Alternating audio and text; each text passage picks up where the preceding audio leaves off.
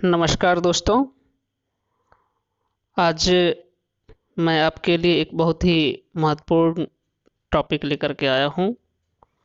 यह topic BA part 2 geography honours paper 3 से है, जिसका यूनिट है यह 5 और बिहार के संदर्भ में नदी घाटी परियोजनाएं पढ़ना है, जिसमें आज मैं कोसी नदी घाटी परियोजना के बारे में चर्चा करूंगा।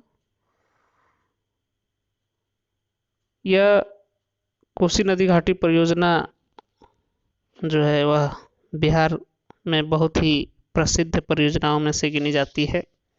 और जैसा कि आप जानते हैं कि बिहार में कोसी नदी को बिहार का शोक भी कहा जाता है, क्योंकि यह नदी बिहार में सबसे ज़्यादा बाढ़ के लिए कुख्यात है। अपनी मार्ग को बदलने के लिए यह कुख्यात है। यह अपना मार्ग परिवर्तन करने के लिए बहुत ही प्रसिद्ध है और भारी तबाही लाती है, या खास करके उत्तर बिहार में। तो आज इसी पर चर्चा होगी। सबसे पहले इसमें आप ये जानिए कि कोई भी जो नदी घाटी परियोजना होती है वह बहुउद्देशीय होती है, मल्टीपर्पस होती है। और बहुउद्देशीय परियोजना कहने के पीछे का जो कारण होता है वह सबसे बड़ा कारण होता है कि एक नदी घाटी परियोजना बनाने से कई एक सारे उद्देश्यों की पूर्ति होती है, जैसे मछली पालन, सिंचाई की सुविधा का विस्तार करना, बाढ़ पर नियंत्रण, बिजली उत्पन्न करना इत्यादि इत्यादि कई एक कार्य होती है जो इस तरह की परियोजनाओं से होती है। इसलिए किसी भी नदी घाटी परियोजना को बहुउद्देशीय नदी घाटी परियोजना कहना गलत नहीं होता है। तो आज का जो व्याख्यान है मेरा, इसमें मैं इसको 2 भागों में बांटा हूँ। जो आपका कोसी नदी घाटी परियोजना से संबंधित मेरा व्याख्यान होगा वो 2 भागों में होगा। आज का व्याख्यान में जो मैं चर्चा करूँगा तो उसमें मैं आपको बताऊंगा कोसी नदी का। सबसे पहले मैं परिचय दूंगा, फिर इसके ऐतिहासिक पृष्ठभूमि के बारे में थोड़ी चर्चा होगी, फिर इस नदी की अवस्थिति के बारे में मैं चर्चा करूंगा, पुनः फिर इसमें मैं चर्चा करूंगा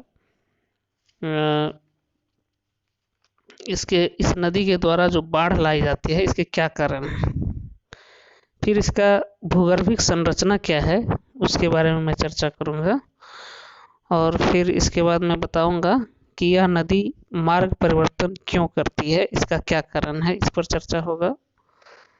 फिर इसके मार्ग परिवर्तन करने से क्या हानियां होती है, क्या नुकसान होता है, उसकी चर्चा होगी। और फिर मैं चर्चा करूंगा कोसी परियोजना का जो मुख्य उद्देश्य है वो क्या है। तो ये सारी चर्चाएं इसमें आज के लेक्चर में होगा, और जो आगे होगा, जो बचा हुआ अंश रह जाएगा, वो इसके दूसरे भाग में मैं चर्चा करूंगा। तो आइए मैं शुरुआत करूं आज का इस ऑनलाइन लेक्चर क्लास का। तो पहला है कि इसका हम परिचय दे दूं आपको। कोसी नदी घाटी परियोजना बिहार के उत्तर पूर्वी क्षेत्र में स्थित है। उत्तरी बिहार की कोसी नदी पर निर्मित यह परियोजना विनाशकारी बाढ़ों एवं मार्ग परिवर्तन के लिए कुख्यात कोसी नदी की विनाशकारी लीलाओं पर नियंत्रण पाने में सफल होने के साथ ही वर्तमान परिप्रेक्ष्य में उत्तरी बिहार की कृषि एवं अर्थव्यवस्था के लिए वरदान साबित हो रही है। अब इसके कुछ ऐतिहासिक पृष्ठभूमि पर चलें तो कोसी नदी घाटी परियोजना नेपाल सरकार, भारत सरकार एवं बिहार राज्य की सामूहिक दायित्व की योजना है। स्वतंत्रता प्राप्ति के बाद तत्कालीन प्रधानमंत्री नेहरू के व्यक्तिगत प्रयास से दोनों देशों के समझौतों के बाद 1955 ईस्वी में वास्तविक कार्य प्रारंभ हुआ और इस परियोजना को मूर्त रूप लेने में 8 वर्ष का समय लगा। यह परियोजना 1963 ईस्वी से कार्यरत है। इस परियोजना को बनाने में उस समय 86 करोड़ रुपए की लागत आई थी। अब आइए कुछ इसकी भौगोलिक स्थिति क्या है उसके बारे में चर्चा करूं। इसकी स्थिति और अवस्थिति के बारे में, तो बिहार का शोक नाम से जानी जाने वाली कोसी नदी का जल अधिग्रहण क्षेत्र लगभग 38,000 वर्ग किलोमीटर क्षेत्र में है।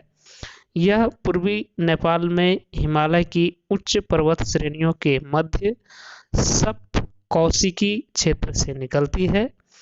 7 नदियों के मिलने से बनी कोसी को नेपाल में सप्त कोसी कहते हैं। अब ये 7 कौन कौन सी नदियां हैं जो आपस में मिलकर के कोसी नदी का निर्माण करती है और उनका उद्गम स्थल क्या है उसकी थोड़ा चर्चा कर लूँ। तो इसमें जो है पहला है सुत कोसी, ये तिब्बत से निकलती है। अरुण कोसी, यह भी तिब्बत से निकलती है। भोटिया कोसी गौरी शंकर चोटी से निकलती है। तांबा कोसी गौरी शंकर चोटी से निकलती है। लिखू कोसी माउंट एवरेस्ट से निकलती है। दूध कोसी माउंट एवरेस्ट से निकलती है। तांबर कोसी कंचनजंगा से निकलती है। तो ये 7 जो है नदी की धारा है, अलग अलग इसका नाम है और ये 7 धाराएं मिलकर के कोसी का नाम से जानी जाती है, जिसके कारण इसको सप्त कौशिकी कहा जाता है। इसलिए कोसी का वास्तविक नाम कौशिकी है। इस नदी को बिहार का शोक या बिहार का अभिशाप कहा जाता है। गंगा में मिलने से पूर्व यह स्वयं अपना डेल्टा बनाती है। इसकी लंबाई 720 किलोमीटर है। अब है कि यह नदी बाढ़ का कारण कैसे बनती है। सप्तकोशी का जल स्रोत क्षेत्र बर्फ आच्छादित है, इसलिए नदी में वर्ष भर पर्याप्त जल की निकासी होती रहती है। इसके साथ ही वर्षा ऋतु में अत्यधिक जल के निस्सरण के कारण बाढ़ की स्थिति उत्पन्न हो जाती है। कोसी एक सदावाहिनी नदी है जिसमें न्यूनतम 12,000 क्यूसेक औसत रूप से 2.5 लाख क्यूसेक और बाढ़ के समय अधिकतम 8.54 लाख क्यूसेक जल आता है। तो ये सारे इसके कारण हैं जिसके कारण से यह बाढ़ लाने के लिए सक्षम होती है। अब इसकी कुछ भूगर्भिक संरचना के बारे में चर्चा करें तो कोसी नदी के जलग्रहण क्षेत्र में चट्टानों में नीस एवं ग्रेनाइट की प्रधानता है, अतः इसके घाटी में सिलिका की प्रधानता है। इसके निचले भाग में बालू का जमाव अधिक होता है। अब है कि इसका मार्ग परिवर्तन के कारण क्या है इस नदी का। तो नदियों का मार्ग परिवर्तन कई कारणों से हो सकता है, जिसमें कुछ की चर्चा करना मैं आवश्यक समझता हूँ। पहला है, नदी के जल अधिग्रहण क्षेत्र में रेत के निक्षेप से नदी का मार्ग उथला हो जाता है और नदी अपनी धारा परिवर्तित करती है।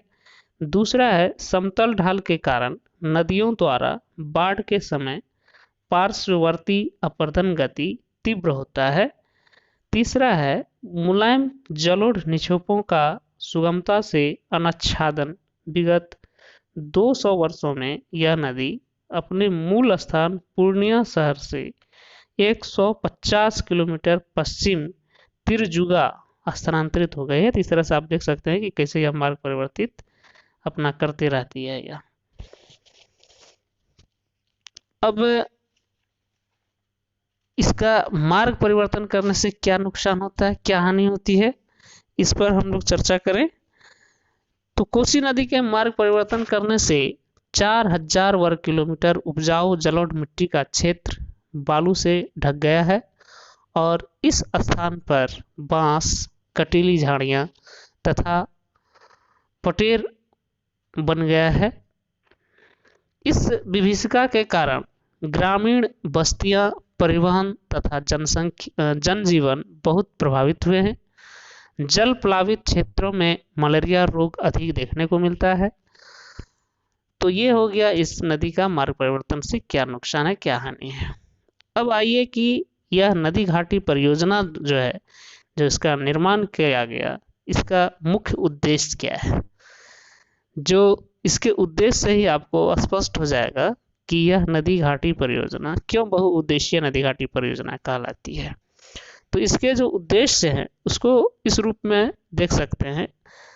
पहला है मार्ग परिवर्तन पर रोक, दूसरा है उपजाऊ भूमि की बर्बादी पर नियंत्रण, तीसरा है भयानक बाढ़ से क्षति पर रोक लगाना, चौथा है जल से सिंचाई का विकास, पांचवा है जल विद्युत का उत्पादन, छठा है भू संरक्षण, सातवां है मत्स्य पालन, आठवां है नौका परिवहन, नवां है पर्यावरण पर नियंत्रण और 10वां है स्वास्थ्य संवर्धन। तो मित्रों, आज के इस व्याख्यान में आपने जाना कि कोसी नदी का क्या स्थिति है, कहाँ पर यह अवस्थित है, इसका क्या ऐतिहासिक पृष्ठभूमि है। फिर आपने जाना इसमें कि इसके बाढ़ लाने के क्या कारण हैं, फिर भूगर्भिक इसकी संरचना कैसी है, या मार्ग परिवर्तन के इसके जो है क्या कारण हैं, और फिर आपने जाना कि मार्ग परिवर्तन करने से क्या हानियाँ होती है, और आपने अंत में जाना कि कोसी नदी घाटी परियोजना का जो है वह मुख्य उद्देश्य क्या है। तो उम्मीद करता हूँ मित्रों कि आप जो है आज के क्लास से काफ़ी लाभान्वित हुए होंगे और इसको भलीभांति समझ जाएंगे और इसको नोट भी करेंगे और अपनी परीक्षा की तैयारी भी करते रहेंगे।